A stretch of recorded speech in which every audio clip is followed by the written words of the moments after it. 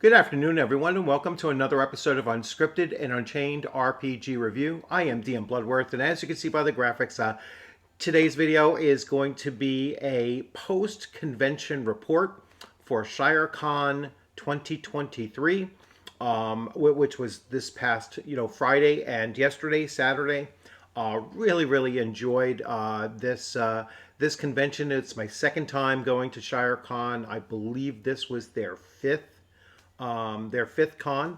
So really excited to have found a convention that is very nearby to me. Even though it was a new location this time around, it was still within an hour of my own home. So really excited about that there is a convention that I will make a strong habit to always go to moving forward. So another great experience.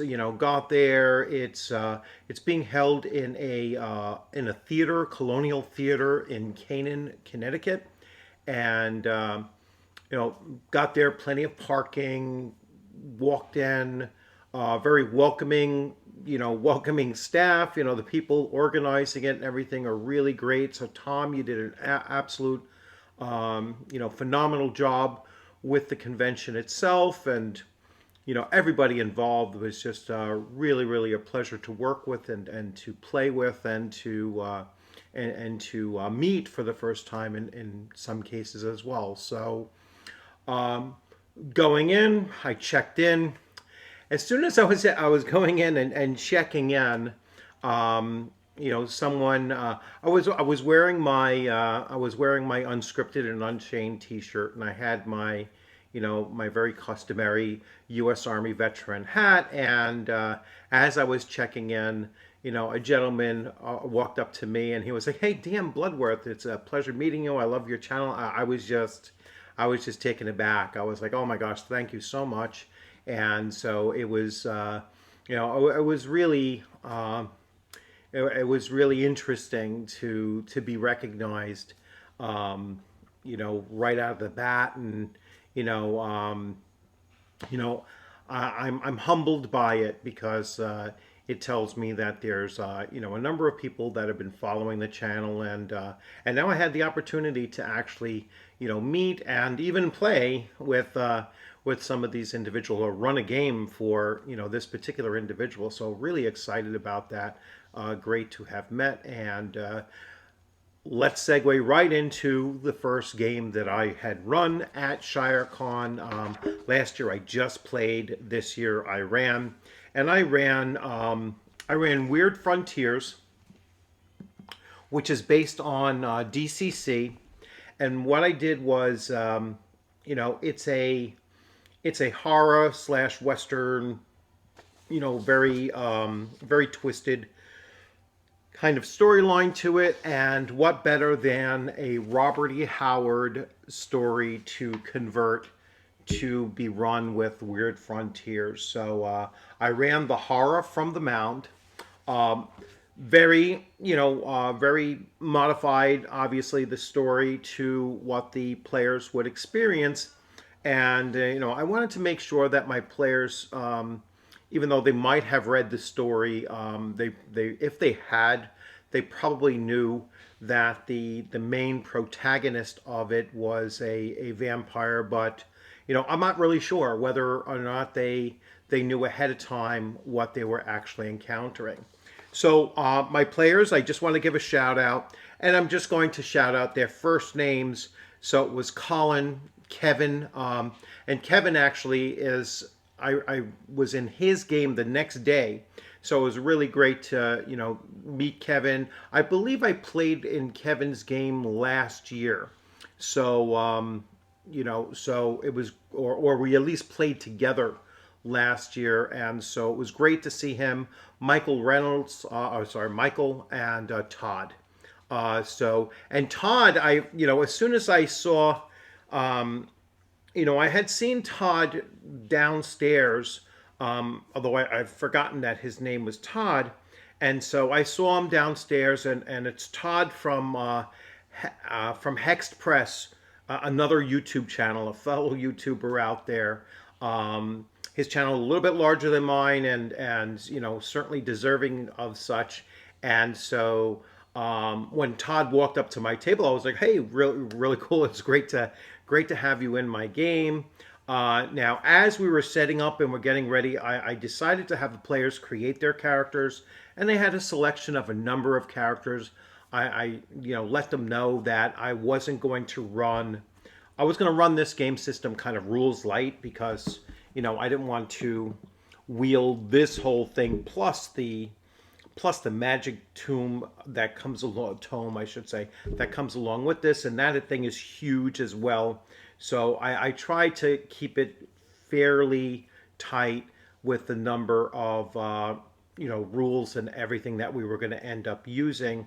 But we still had the player cards, you know, the poker cards for anytime anyone fired a, you know, a firearm. You know, I forgot to bring the poker chips to use for boons and you know, boons and the other stresses or whatever they're called. I'm slipping my mind right now. But the players were really good. They, you know, we had a great time. Certainly I had a great time. I feel that they had a pretty good time as well. At one point, a woman had come up to the table with two teenage boys. One obviously older than the other, and maybe the one was actually, you know, not even teenager, maybe 10 or 11 years old. And they asked if they could sit in on the game. I says, absolutely, you can join the game. And they were, you know, paying attention. They were starting to take a look at the, you know, creating characters and everything. They started creating characters. And then the one younger boy said that he's just going to watch. And then the other boy eventually said the same thing, you know, and unfortunately, even though I tried to, you know, encourage them that the game system is not that much different than 5e, which is the, you know, the one older boy had said was his, you know, was his experience. I said this game is not that much different. You know, attributes are the same. You're still rolling a d20 for the most part, and we'll certainly make it easy, you know, for you to, you know, to grasp it, and you'll have a, you know, a good time. But if you want to just observe, you're welcome to do that as well. And then shortly thereafter, you know, the boys picked up and they moved on. So I don't know if it was just the fact of being at, you know, a table of, you know, five older guys, or the game system might not have been to their, you know, it might have been too confusing for them. I'm really not sure, but anyway, it was unfortunate, but you know, good to see that there were some, you know, pretty young kids. There were a lot of women at this con too, which I was, you know, somewhat surprised. So there was, you know, quite a few women playing at this con. You know, younger kids, you know, at this con as well. So it was really good to see that even though this is still a fairly small convention, you know, the people coming into it, you know, are much more diverse than what you might expect at a small con. So I was really encouraged by that.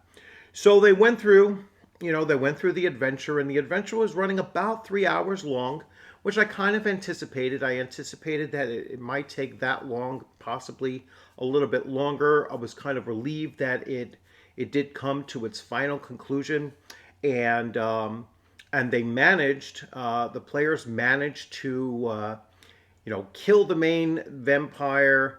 One of the players actually predicted that the vampire was going to be a former, like a Spanish conquistador who came hundreds of years in the past, and so he was like, I knew it, I knew it, I knew it. He was really, you know, really excited about that. Only one player character was killed, you know, killed by the vampire, and the NPC, the poor, you know, Father Lopez, who was kind of like the person who hired them to investigate the missing Steve Brill and the miners that Steve Brill had hired to mess around with this mound. and so unfortunately for him, one of the player characters pulled pulled a basically a critical fail when he drew his his ace card, a black ace, and when we checked on the fumble chart and everything, he ended up shooting the priest by accident. The priest was kind of in the line of fire, and then all of the additional damage that he had done was basically enough to kill the priest. So he was actually the first one to be killed, and then a player was killed. A player character was killed thereafter, and then they finished off the vampire basically by killing him off conventionally, reducing him to zero conventionally. Only two players actually had, or two characters, I should say, actually had the weaponry necessary to do permanent injuries to to the vampire. But the one thing that really brought the vampire down was the ride to lightning ability that the gunslinger had. I'm sorry, not the gunslinger, the hellbilly had.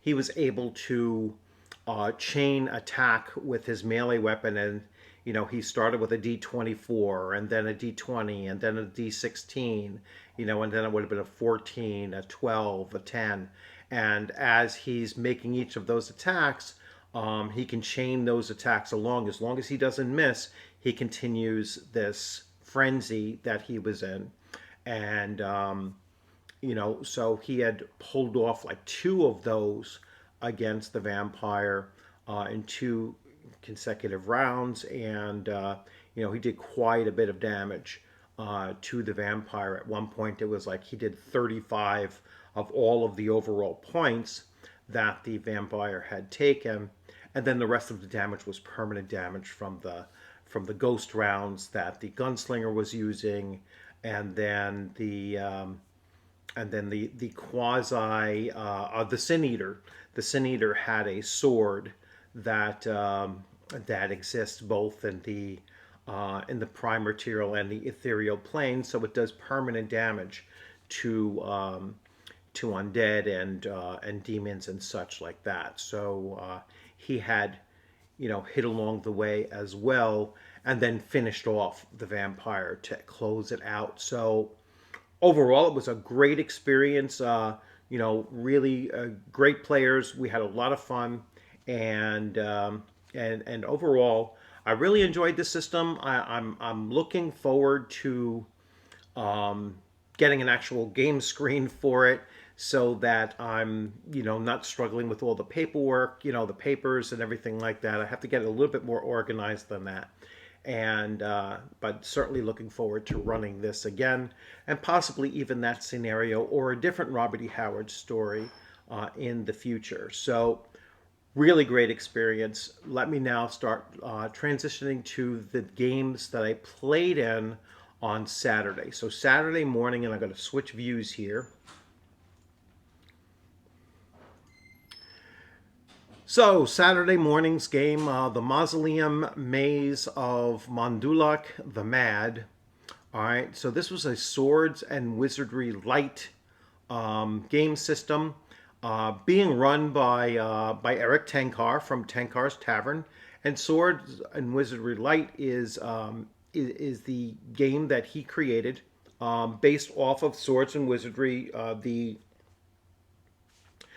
full game version. So he created the light version of this, and we had a full table, right? So there was Joey, Corey, Tammy, Tom,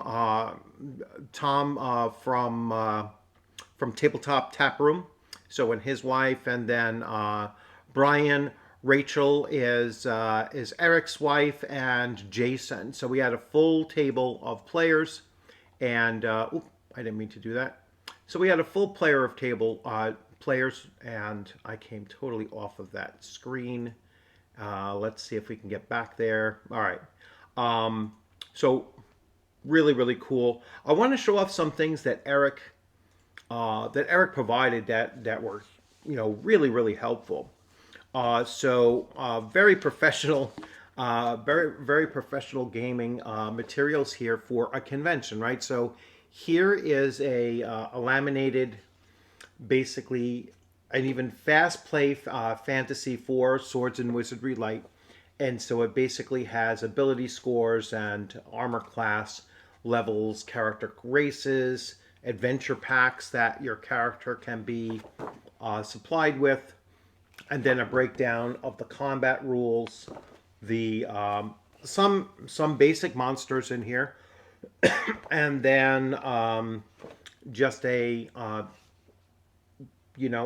target, an armor class, ascending armor class, chart here, and then for each of the main classes, just some very basic rules and abilities that they have here, and then so this is the character that I played. I played a thief. As always, I always like to play thieves, and so this was my thief. I chose to make him a human, so that his lowest score would become a 15.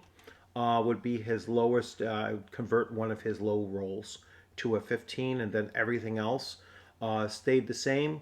So he had a 13 strength. I had really good rolls. I rolled a natural 18 for one of them. I was like, awesome.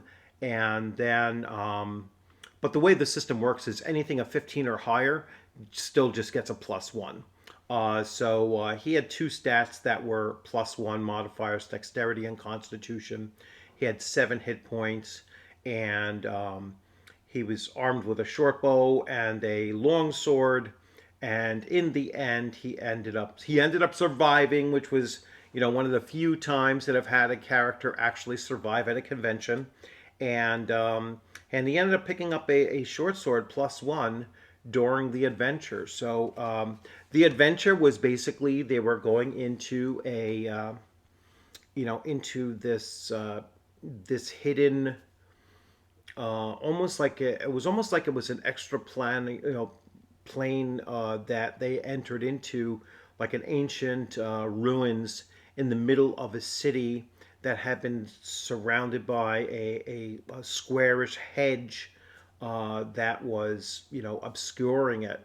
And then all of a sudden, for whatever reason, it shrunk away on the one side, revealing a gate, and we went through here, and we were going to encounter, a number of undead and some other, kind of baddies in there, and we ended up in a combat with a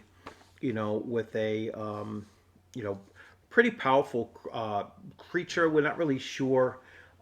He was some form of undead, or but fully able to speak and everything. So we fought a couple battles with ghouls. They were pretty gnarly, and this big guy, 8 foot tall, very powerful undead being. We ultimately ended up wearing him down, basically, and finishing him off, thankfully, and we all survived. So that was really a great game. It was a lot of fun. We had a great group of people again, and so it was a great experience to actually play in one of Eric Tankar's games, because I never had that opportunity before. So he did a great job of dungeon mastery, and really worked the table very well, and so it was a great experience. And like I said, top-notch materials that he's handing out to the players. So that's something to certainly learn from as far as running convention games as well. So something I'll certainly look to adopt myself. My second and actually final game of the con was this, and I'll just pull it up here. So, and now let me make sure that you're looking at it. Yes, you are. So, the Winding Tower. This is Swords of the Serpentine. All right, game system. That's the game system that it is, and the game system was written by Kevin Culp and another individual, a female author, along with him. I don't know her name off the top of my head. I apologize for that, but maybe I'll do is I'll link both Swords and Wizardry Light in in the description notes of this, as well as Swords of the Serpentine, so that you'll be able to see that and potentially pick that up. So let me change views here. Oh, okay. Going back and forth, I apologize for that. That's a bit confusing. So in that second game, I was playing once again a rogue. And this was a great group. I mean, I really enjoyed this group of players. I forgot to mention them. I'm just going to call out their names. So this was Joe, Will, Ian, Emily, and Russell, and we had a phenomenal experience working with each other. Playing with each other. Every character kind of had a connection to another, and so it was and just the way that Kevin Culp was running the table and running the running the group, because it was he would ask questions, and he would allow for us to kind of create and build the story as we were going, right? So it would go around in the order, and he would just remind us or inform us of a connection we might have with another character, and we would just role play with that. And so it was a very, very role play strong session. All right, and and I think we all really did get into character, very well. And it was mostly from the facilitation of of the game master here that really got us kind of into it and into the story, and and it was a great time. Now, this particular one was, we really thought was going to go over, and we wouldn't have had a problem with that. It was starting to push closer and closer to 5 o'clock, and we were like, wow, this is going to run right to the end, right to the edge, and we were like, but it it wound down, from the very climax of the adventure.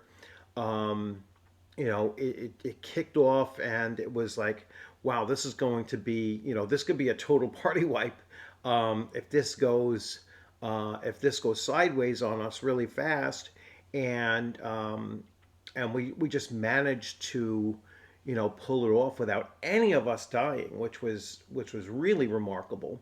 One player character almost died, but and he was actually the team leader, as a matter of fact.